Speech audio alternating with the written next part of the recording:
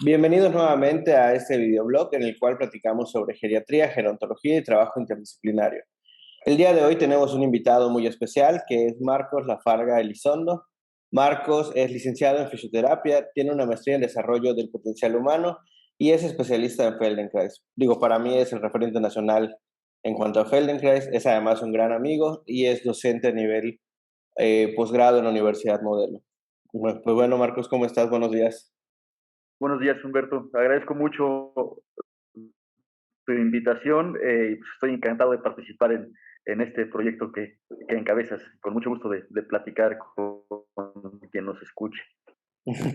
Bien, Marcos. Pues bueno, ya te contaba un poquito que el proyecto está enfocado a la parte de geriatría y gerontología, entonces, pues vamos a ir platicando, pero antes de esto quisiera saber un poquito de cómo decidiste estudiar fisioterapia. Es una pregunta casi obligada. ¿En qué momento de tu vida dijiste, bueno, yo voy a ser fisioterapeuta, voy a ser de los más grandes del país, además? Eres muy amable por decir eso, pero pues bueno, mi interés fundamentalmente era el cuerpo humano, conocer el cuerpo humano. Desde la escuela, desde siempre me interesaba mucho, o me daba mucha curiosidad saber cómo funcionaba, me maravillaba mucho y me daba mucho temor a veces verlo enfermo y no comprender qué ocurría, ¿no? Eh, Buscaba, o en mi búsqueda de conocimiento del cuerpo, de cómo poder estudiar algo, pues por supuesto que pasaron otras disciplinas como medicina, como psicología, como antropología, teatro, incluso danza, pero la fisioterapia me pareció que era un abordaje que me parecía en ese entonces muy novedoso, ahí por los 90, cuando me tocó decidir estudiar esto. No había muchos programas y ciertamente no había ninguno universitario y muy pocos a nivel licenciatura. Y saber que el movimiento se utilizaba como medio para mejorar el funcionamiento del cuerpo, me parecía que eso tenía todo que ver con lo que yo deseaba, poder identificar que el operar o el dar medicamentos no me era muy atractivo, no tenía mucho que ver con lo que yo deseaba. Meterme al estudio de la mente como en psicología podría proponer, pues a miedo me daba empezarle por ahí. Y y fisioterapia y el uso de medios naturales o de la naturaleza como agente de promoción, de cambio, de facilitación de la automejora o de la capacidad de recobrar una función, pues, me parecía súper atractivo y pues así fue. Sí, la verdad es que es una carrera muy bonita y que este enfoque del movimiento es básico, ¿no? Siempre platico con los alumnos, ¿no? De todas las herramientas que tenemos, o todas las técnicas que tenemos, pues son diferentes herramientas. Y yo les decía, pero lo que tiene que ir siempre así en su cajita de herramientas es el movimiento. Igual a los propios pacientes se los digo, les digo, les puedo hacer punción seca, les puedo hacer lo que ustedes quieran, pero lo único que va a generar un cambio real es el movimiento. Ahora, en cuanto a esta parte del movimiento, Y esta aproximación, sí, perdón. no, no, dime, Humberto. Ah, perdón, en esta parte del movimiento, en cuanto a, o sea, ¿qué tanto aplica este cambio del que yo menciono en adultos mayores? O sea, aun cuando ya eres una persona mayor, ¿te sirve el movimiento? ¿Cómo lo ves desde tu punto de vista? Bueno, gracias por preguntar eso, porque de entrada, creo, o algo que me encanta de la fisioterapia, es que el papel protagónico lo tiene el paciente siempre. Nosotros como fisioterapeutas, desde mi punto de vista, lo que hacemos es facilitar lo que el cuerpo ya hace de manera extraordinaria, que es sanar y aprender. El cuerpo humano de quien sea, niño, adolescente, adulto, adulto mayor, deportista, persona con algún tipo de discapacidad, el cuerpo humano hace maravillas mientras está vivo. Y poder facilitar los procesos a través de los cuales puede mejorar la calidad de vida, algún tipo de función en particular, la función articular, función muscular o como quiera que lo describamos, pues es un área de oportunidad literalmente inagotable. Ahora, especialmente en un grupo como el grupo de personas adultas mayores, en donde ya los procesos naturales de degeneración y de envejecimiento del cuerpo pues ya están ahí, se vuelve mucho más importante apropiarnos del dominio y del conocimiento de nuestro cuerpo a través del movimiento para poder facilitar que nuestro cuerpo, pues bueno, vaya avanzando en edad, que siga creciendo y desarrollándose en cuanto al conocimiento que tenemos de él, nada más porque llevamos más años viviendo en él, y no necesariamente verlo como un destino fatal o agónico o doloroso, o que ya estamos destinados a dejar de funcionar de manera adecuada o suficiente para el estilo de vida que deseemos llevar. Y creo que la fisioterapia puede intervenir ahí de manera eh, clave para proponer caminos que nos permitan vivir de manera feliz, de forma que realizada, de una manera que nos haga sentido, que tenga significado, eh, especialmente cuando ya se transcurrió por toda la vida. Creo que llegar a los últimos años de vida es una muy buena oportunidad de poder disfrutar del cuerpo en todo su espectro, con todas las emociones que, que podemos sentir, con todas las capacidades que podamos ganar o perder, y es una invitación permanente a mantener nuestra atención en aquello que queramos observar, sabiendo que eh, desde construir un lenguaje que de cómo nos describe nuestro propio discurso, nuestra propia manera de narrar nuestra historia, es determinante para el funcionamiento del cuerpo y para la descripción de cómo éste se mueve. Claro, y tú ves un enfoque, digo, porque a lo mejor hay algunas personas que no ubican tanto tu trabajo, ¿no? Pero tú ves un enfoque muy integral de esta parte del movimiento y eso me encanta en tus abordajes y demás. Digo, he tenido la oportunidad de tomar alguna clase contigo y hablas de esa parte del Feldenkrais, de movimiento integrativo. ¿Cómo lo podemos aplicar en el adulto mayor? Porque evidentemente, digo, va a haber muchas diferencias en el envejecimiento. Ya al principio de ese proyecto platicábamos sobre este proceso de la heterogeneidad del envejecimiento, en el cual sabemos que todos envejecemos diferente, entonces va a haber adultos mayores con muchas restricciones de movimiento y otros con muy pocas restricciones de movimiento. Entonces, ¿cómo podemos aplicar esta parte integral del movimiento? Mira, me gusta organizarlo mucho de la siguiente manera. Primero es importante que nos asumamos cada uno como dueños de nuestra propia experiencia. Como tú lo dices, todos envejecemos de forma distinta, todos actuamos de forma distinta en general. Y reconocernos creo que es un primer paso indispensable. ¿A qué nivel? Al que sea, al que cada quien pueda, utilizando nada más su capacidad de poder atender a cómo hacemos lo que hacemos, desde las actividades cotidianas del día a día, de cómo es para mí despertarme de la cama. Brinco inmediatamente o me tomo un tiempo para estar ahí acostado antes de hacerlo, llevo un orden en mis actividades diarias, o estas se van organizando de manera aleatoria. En fin, las variaciones son muchísimas, pero para todos es importantísimo conocernos. ¿Cómo es que se siente eso? ¿Es algo agradable o no? ¿Es algo que me fastidia o no? ¿Cómo son los propios hábitos que voy conformando a lo largo de mi vida eh, de forma consciente o no? Como que hacer ese tipo de preguntas me parece eh, que es fundamental. El poder hacer una especie de mapa de nuestra propia experiencia a través de la observación de nuestro propio movimiento, conscientes de que tenemos un instrumento, un cuerpo humano, que literalmente es el órgano biológico o el organismo biológico más complejo que conocemos en el universo, que no es ninguna exageración decirlo de esta manera. Y más, y algo que resulta todavía más impresionante para mí, es pues, saber que podemos, a través de la atención, del movimiento, facilitar conexiones adicionales en nuestras redes nerviosas que le dan al traste a ideas pues ya que ya pasaron, ya se fueron, están atrás en la historia, en donde se creía que pues, ya el tejido nervioso tiene estas características o es esta cantidad se estructura de esta manera y más nos vale cuidarlo porque se va a degenerar y las neuronas no, no, se, no se regeneran, no tienen ninguna posibilidad de crearse nuevamente. Y actualmente sabemos que no es así.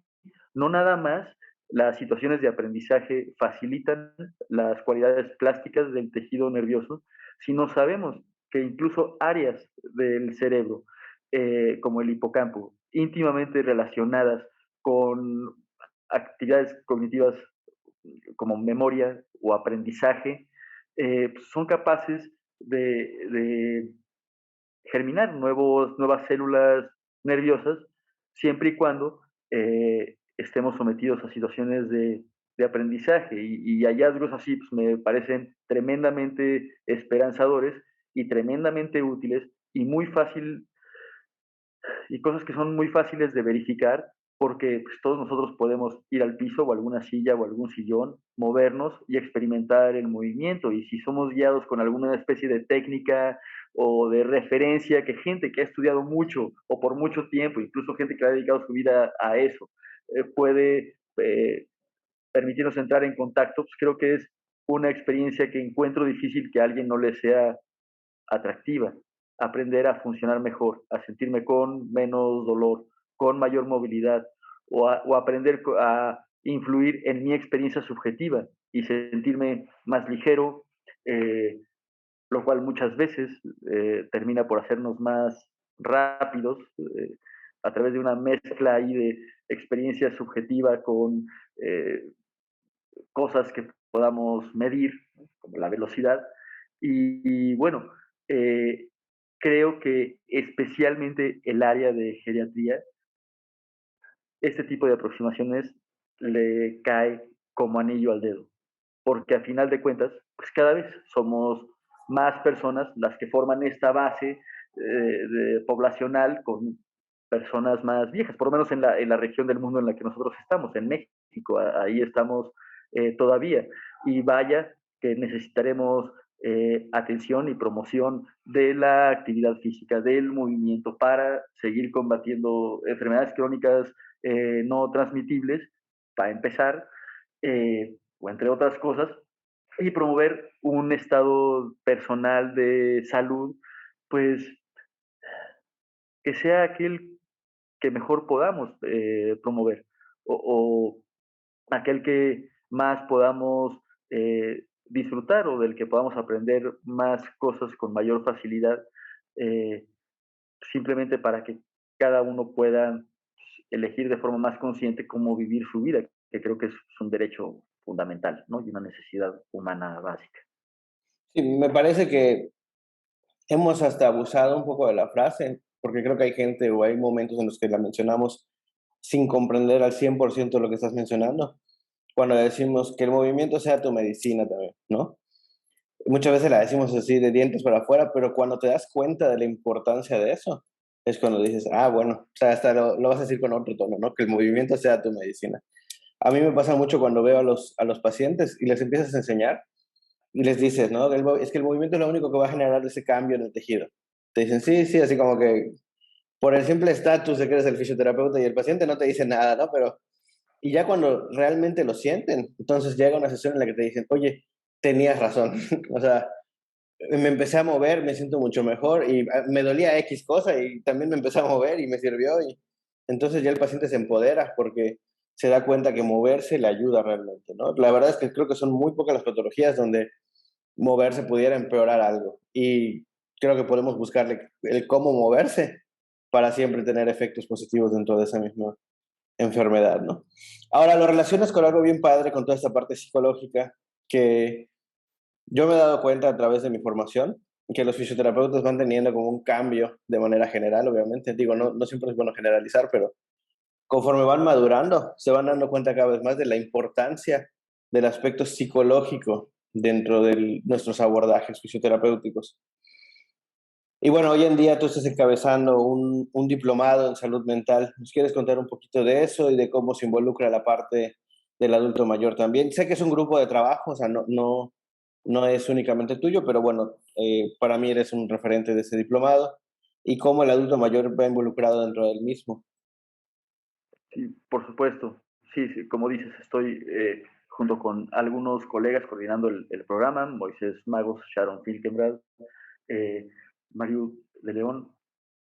Eh, y bueno, justo la creación de ese programa fue desarrollado durante la pandemia, como un intento de los involucrados en dar una respuesta a una necesidad que ya habíamos reconocido desde antes, habíamos platicado sobre hacer el proyecto, pero que de repente cobró una pertinencia mayor, simplemente porque las cuestiones de encierro que todos vivimos, pues, bueno, pues es innegable, ya después de 2 años prácticamente, eh, que cambió muchísimas cosas en cuanto a cómo nos sentimos en general, y estoy hablando de emocionalmente, mentalmente y físicamente. Entonces el programa trata de responder a necesidades que ya eran urgentes, a utilizar el ejercicio como medio para estar más tranquilos, disminuir situaciones de ansiedad o de estrés por dejarlo ahí o en algo tremendamente común, que ya era tema antes de la pandemia. Simplemente la Organización Mundial de la Salud en el 2019 declaraba que lo más incapacitante del año fue la depresión, por, y, y eso que todavía no empezaba la pandemia. Entonces, pues el programa busca, a través de la formación de fisioterapeutas, en distintas técnicas que son reconocidas normalmente por trabajar estos elementos físicos, cognitivos, anímicos de manera integral, con el objetivo de darles a los fisios herramientas que puedan utilizar con sus pacientes para justamente utilizar el movimiento como medio de promoción de la salud, no nada más física, sino mental. Y de esta manera pues, dar respuesta a una necesidad que pues todavía estamos por ver qué tanto crece o no, mientras esta situación pandémica de la que a veces no sé si ya va a terminar o no, eh, llega a un punto final. Y afortunadamente, pues, el Instituto Nacional de Neurología está atrás, es a través de su plataforma, a través de la cual este programa eh, pues, llega a nuestros alumnos, y pues es un programa que me ha hecho sentir muy orgulloso y que me ha hecho sentir que podemos o hemos sido capaces desde la fisioterapia de dar una respuesta a estas necesidades que observamos en el entorno, o por lo menos a los que coordinamos el programa, pues así nos hace sentir que aportamos un granito de arena a una problemática actual desde nuestro campo profesional. No, la verdad es que es un programa súper innovador. Te lo decía hace ratito, yo leo el programa propiamente y me emociona leerles, así como que, ya lo quiero estudiar. Digo, ya van por su segunda generación y espero poder estar con ustedes en la segunda generación. Es algo que me llama mucho, mucho la atención, ¿no? Entonces, dentro de una de las dudas que me quedó con respecto a lo del tratamiento o el abordaje del movimiento en el adulto mayor, ¿cómo integrarías sus objetivos? Es decir, ¿cómo vas a marcar cuáles son tus objetivos en el plan de tratamiento? ¿Cómo son? Entiendo que muchos de conocerse, pero ¿cómo tú como fisioterapeuta planteas estos objetivos? Ya. Te puedo resumir como una primera sesión así estándar con Sí, sí, una persona que por la razón que sea llega conmigo, y la característica común es que tiene más de 60 años, por poner ahí la línea. Y fundamentalmente el objetivo en todo mundo va a ser aumentar el grado de seguridad y de confianza para moverse. La forma de evaluar que tengo, eh, pues es un modelo de Maitland, originalmente, el que diseña sus formatos, ¿no?, de exploración subjetiva y física que él les llama, y eso es lo que tomo como base, lo que él su forma o su estilo, que me gustó mucho desde que lo aprendí a través de Ana Turrent, que conoces muy bien también. Eh,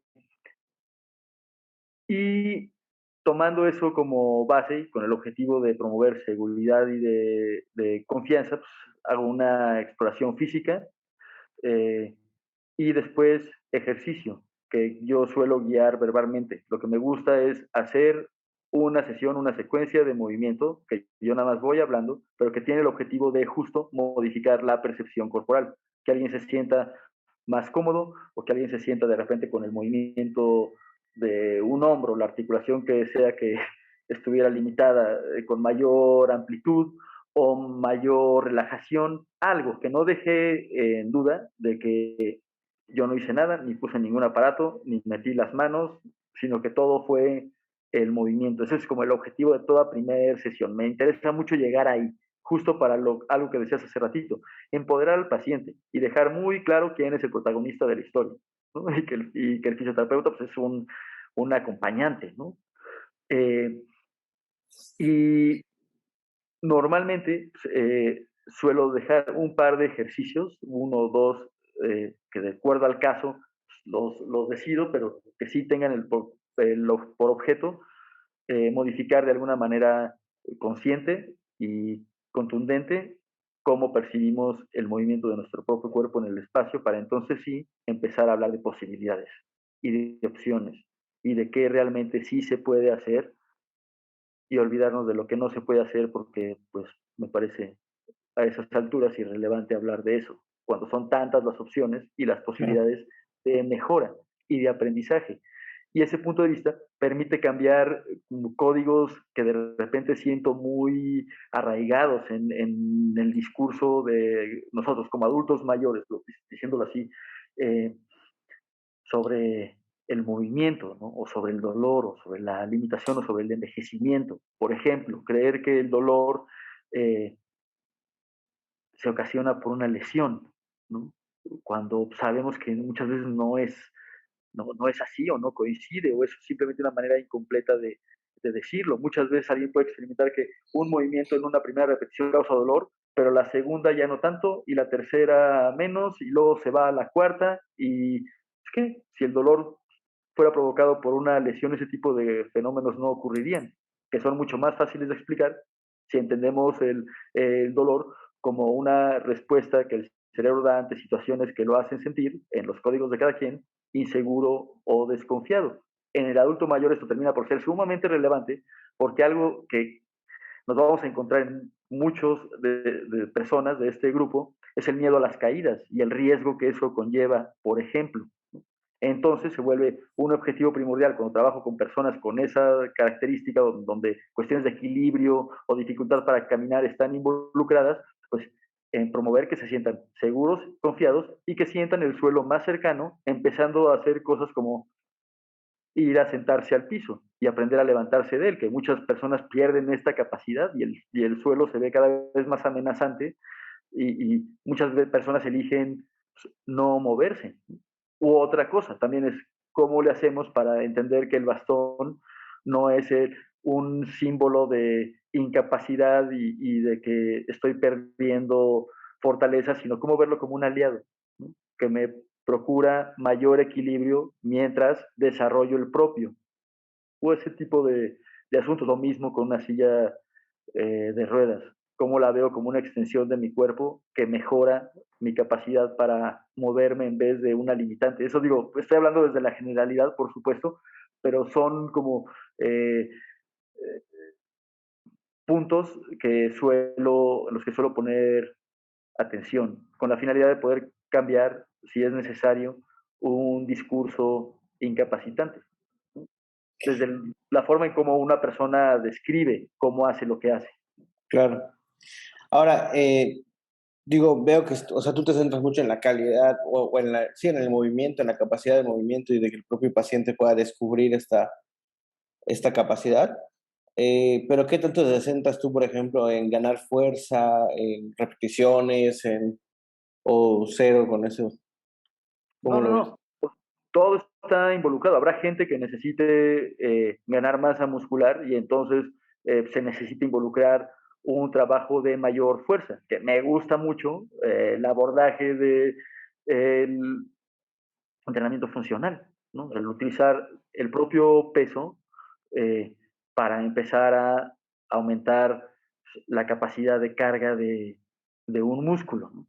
O ligas, o pelotas, o peso. También hay algunas personas con problemas de mineralización, con osteopenia, osteoporosis, que bueno, se trabaja con pesos les viene re bien y es algo que pues, hay que integrar para promover la proliferación y maduración de las células óseas. Entonces todo depende al final de cuentas de cada persona, pero claro que eh, no se puede,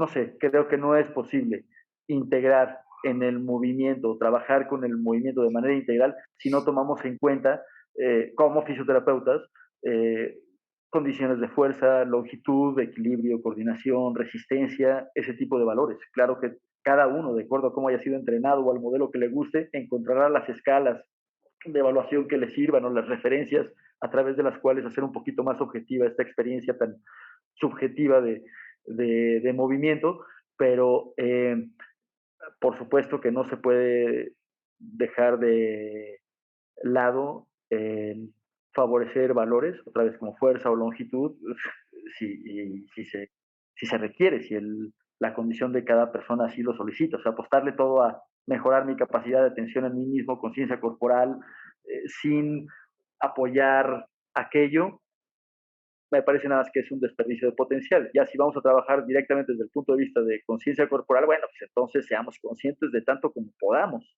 ¿no? En términos, otra vez, fuerza, equilibrio, coordinación, Claro. lo que sea, observémoslo, hablemos de eso, discutámoslo y pongámoslo a prueba tan rápido como podamos para ver si es cierto o no, porque qué flojera quedarse en el discurso. Es como muy por ahí. Eso estaba pensando. La verdad es que me identifico mucho con esa parte porque, o sea, evalúas, tratas y demás, pero todo tiene que ser aplicado. O sea, cualquier herramienta que nos den y que no sea modificable para el paciente, que no sea aplicable al contexto del paciente y demás, pues bueno, evidentemente, pues no nos está sirviendo mucho, ¿no? Entonces, eh, sí, me parece muy importante. Ahora, platicabas un poquito del dolor y en ese momento en el que tú estabas comentando, me acordé de una entrevista que vi de David Butler, donde menciona que él manda a sus pacientes a hacer ejercicio, excepto a yoga. Digo, y lo dice, no tengo nada en contra de yoga, pero dice, el yoga es el centro donde se reúne la gente que tiene dolor. Entonces, el problema que tienen es que se voltea y le dice al de al lado, porque mencionaba él en esa entrevista que les prohíbe hablar de su dolor para que no estén teniendo una retroalimentación constante sobre eso. Entonces dice, van al yoga y se voltean y le dicen, hola, ¿cómo estás? Y el de al lado le va a decir, bien, pero me duele aquí. Entonces ya le está generando, sí, también a mí me duele. Y entonces termina siendo gente que luego tiene ciertas limitaciones. Obviamente lo dice a manera de chiste también, ¿no? Pero ¿tú consideras que sí hay algunos grupos donde es un poco más limitado el poder enviar a un paciente porque tengan esa retroalimentación? Híjole, pues mira, no me gustaría como señalar a No, no, nadie no, ni a nada, igual, pero ya con el comité del yoga y fue este, con... porque creo que otra vez depende mucho como de cada escuela, de cada persona, porque, pero bueno, lo que sí trataría de evitar y que, por supuesto, coincido totalmente con lo que escuchaba sobre David Butler, que también es referencia mundial en Sí. cuanto a estudio del dolor, es que sí tenemos que ser cuidadosos con lo que sale de nuestra boca y cómo narramos o cómo construimos nuestra propia narrativa personal. Eso tiene todo que ver con cómo experimentamos dolor, por supuesto. Que entiendo desde el chiste que él hace, entendiéndolo de esa manera, pues, como el objetivo, pues sí, pues, ¿para qué estar hablando tanto del dolor? ¿A dónde va a ir nuestra atención? ¿Al dolor Así es. o a su opuesto? Que sea el que cada uno decida que es. Necesitamos construir un relato personal que nos guste, que sea agradable, que sea cómodo en los términos de cada quien y construirlo ahorita, mientras nos estamos moviendo, porque el cuerpo físico, a diferencia de las emociones o de la mente, que de repente son muy buenos viajeros en el tiempo y nos permiten evocar otros momentos en el pasado, proyectar nuestra mente hacia el futuro, pues no, o sea, el cuerpo nada más lo sentimos ahorita, ¿no? Y pues ese es muy buen, una muy buena puerta de entrada, la mejor desde mi punto de vista, para influir de manera tan consciente como cada uno aprendamos o deseemos en nuestro estado anímico y en nuestro estado cognitivo también o mental. Eh, y el poderlo verificar, que cualquier ser humano con un cuerpo y consciente de él lo puede hacer, que podamos verificar cómo esta capacidad de mejora y de aprendizaje está ahí disponible siempre. Por más limitados que estemos en el movimiento, bueno, pues todos seguimos respirando y eso mueve cosas, ¿no?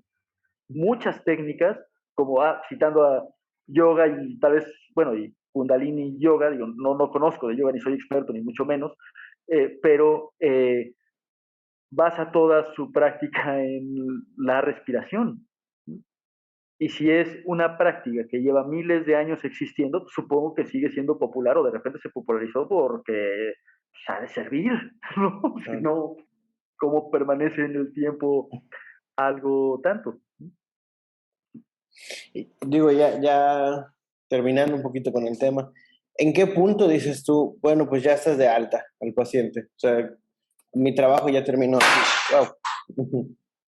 Bueno, mucho tiene que ver con alcanzar los objetivos que nos planteamos. O sea, normalmente en una primera sesión que nos vemos, pues, bueno, pues planteamos algunos objetivos y cierto número de sesiones a través de los cuales pretendemos alcanzarlos, ¿no?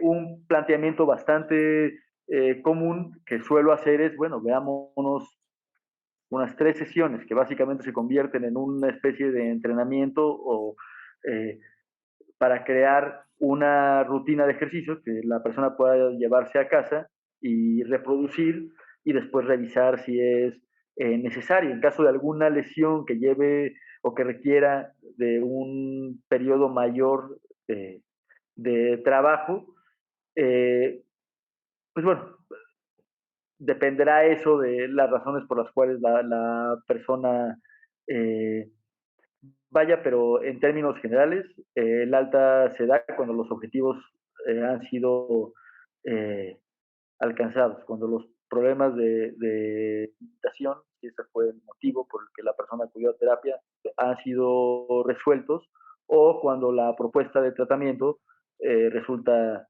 insuficiente, ¿no? Que también me creo justo mencionarlo, ¿no? Porque pues no pretendo asumir o sugerir que, pese a que en la teoría el ponernos atención y aprender de nosotros mismos a todos nos sirve, en la práctica, pues bueno, no a todas las personas les resuelve su problema, o no puedo decir que mi propuesta sea 100% eficiente, no. Entonces, esas son como las dos. Cuando alcanzamos el objetivo, el alta es dada, o cuando la propuesta es incapaz de promover algún tipo de mejora consciente que el paciente pueda reconocer y promover. Bueno, esto último que mencionas, digo, sin echarle la culpa al paciente, porque evidentemente no es culpa de nadie, ¿no? Yo creo. Viene mucho en relación al tipo de persona que tenemos enfrente, ¿no? Muchas veces las características propias de la persona son las que pudieran generar limitaciones en cuanto a esta parte del cómo se involucran con el tratamiento y demás, ¿no? Sí, sí, sí, sí, sí, porque se vuelve para mí mucho de, o tiene que ver mucho con el lenguaje y con cómo nos comunicamos y cómo comunicamos nuestras ideas y qué tanto reconocemos nuestras creencias, ¿no?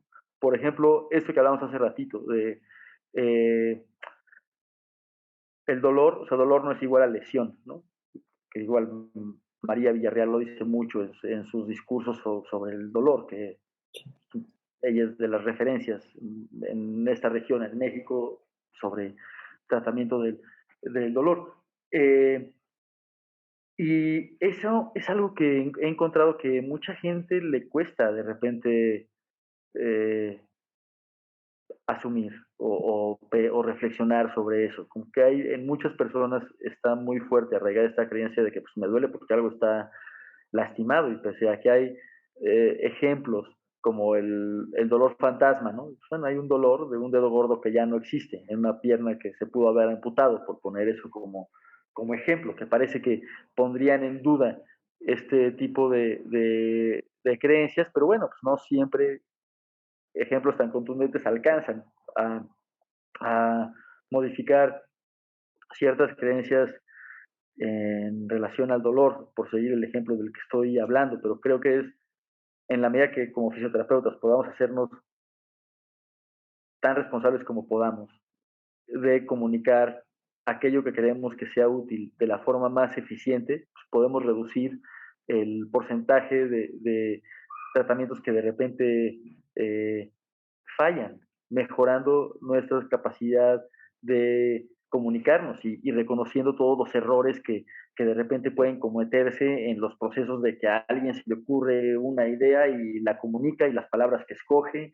Hay que tomar en cuenta también si el idioma eh, primero es el mismo, ¿no? Porque eso también influye, ¿no? Por poner ejemplo de esto último y hablando de un proyecto en la península que se hizo en el estado de Quintana Roo, en la Universidad de Quintana Roo, un investigador lingüista, Hilario Chicanul, por años ha tenido un proyecto precioso que es un seminario de medicina tradicional maya en la Facultad de Medicina, en donde se enseña maya a todos los estudiantes de medicina, odontología, químicos, farmacobiólogos y nutriólogos, que son, entiendo, las 4 licenciaturas que la universidad maneja. Y el nombre del proyecto es la enseñanza de la lengua maya en el área de la salud, y lo que buscaba dar respuesta era justo a cómo a través del lenguaje puede mejorarse la comunicación entre dos personas para que un médico recién formado, un dentista, puedan ir a una comunidad mayaparlante, por ejemplo, y que en errores de traducción no termine recetándole algo para el corazón cuando el asunto es el estómago o cosas así, ¿no? Sí. Sino nada más porque, pues bueno, traducir una palabra de una lengua a otra no es conservar el contexto de qué se está diciendo y qué se está comunicando.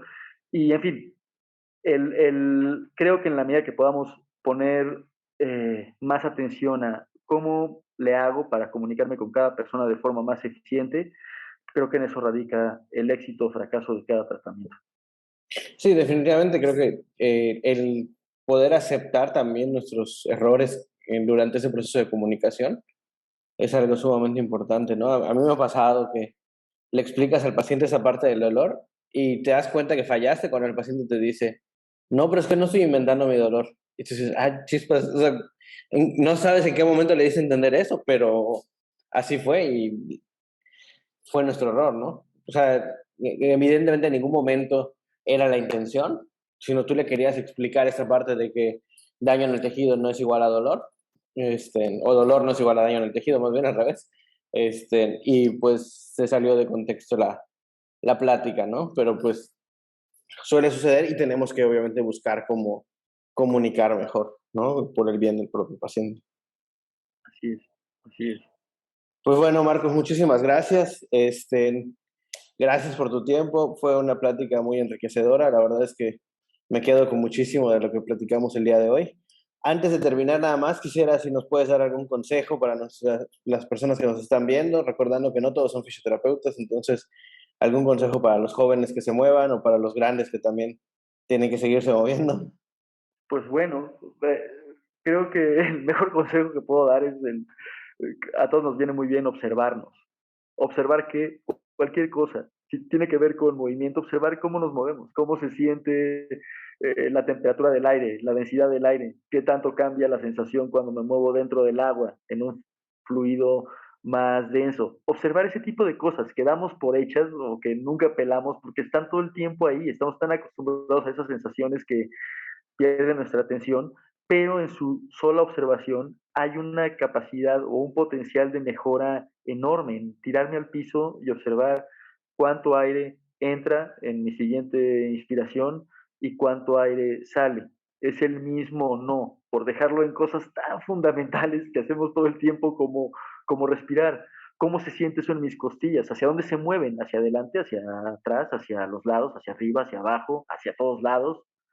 chistoso como cada quien lo percibe distinto y se pueden decir muchas cosas, pero lo fundamental para todos es que observemos qué ocurre en nosotros, que lo podamos nombrar, que podamos reconocer nuestras propias palabras, elegirlas bien, aquellas que mejor describan nuestra experiencia, y si en un segundo momento podemos compartirlo, pues creo que la posibilidad de aprendizaje y mejora se hace exponencial, simplemente porque podemos compartir experiencias que, como señalaba Humberto, pues son por definición distintas en cada uno de nosotros. Perfecto, muchas gracias, Marcos. Nuevamente, gracias por tu tiempo y pues bueno, nos estaremos viendo en la siguiente. Claro que sí, muchas gracias a ti, Humberto.